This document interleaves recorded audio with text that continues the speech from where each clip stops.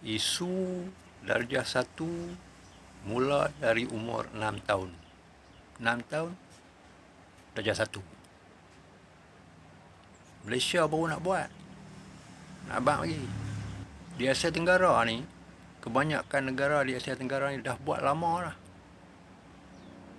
Jadi, netizen kita jangan nak condemn. Thailand 6 tahun, Brunei 6 tahun, Singapura 6 tahun, Filipina 6 tahun, Kemboja 6 tahun. Kita baru nak mula. Kalau tak mula, bila? Bila lagi? Jangan nak condemn.